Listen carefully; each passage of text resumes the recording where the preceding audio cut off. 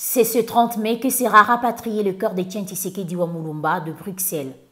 Au pays, les préparatifs des obsèques de celui qui est considéré comme le père de la démocratie congolaise ont été déjà entamés. Comme ici au stade de Martyrs, lieu qui accueillera ses funérailles, les travaux d'assainissement supervisés par le gouverneur de la ville de Kinshasa Gentilini Bilambaka vont bon train. L'extérieur de ce stade est la première étape de ces travaux d'assainissement, essentiellement axés sur l'évaluation des herbes et des déchets se trouvant devant cet édifice sportif.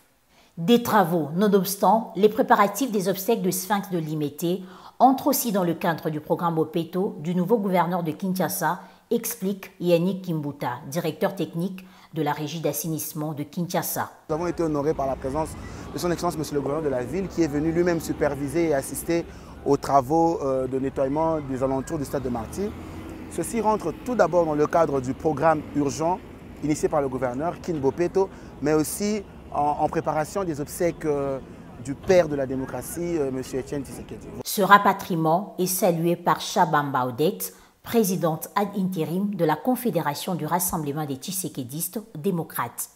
Pour elle, Etienne Tshisekedi Wamulumba reposera désormais en paix dans son pays natal. Notre impression, c'est la joie, un plaisir partagé pour tous les Congolais. Étant tshisekédiste, tous les Congolais devront reconnaître la bravoure, le dynamisme du fait Etienne Tshisekedi Wamulumba, et d'heureuse mémoire, qui s'est beaucoup bâti pour la démocratie, qui est le père de la démocratie, qui a lutté, et non pour lui-même, mais pour les social du peuple. Et ce qui prônait pour lui, c'était le peuple d'abord. Et aujourd'hui, nous sommes très reconnaissants du fait que le président nous a aidés à rapatrier les corps, la dépouille mortelle du fait Etienne Tshisekedi Wamulumba. En tout cas, le plaisir des Congolais, c'est de voir leur père de la démocratie et sa dépouille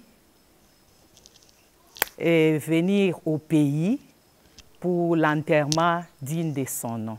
Notons que le Sphinx de Limete était décédé le 1er février 2017 et sera enseveli le 1er juin 2019 à la concession familiale de la Célé.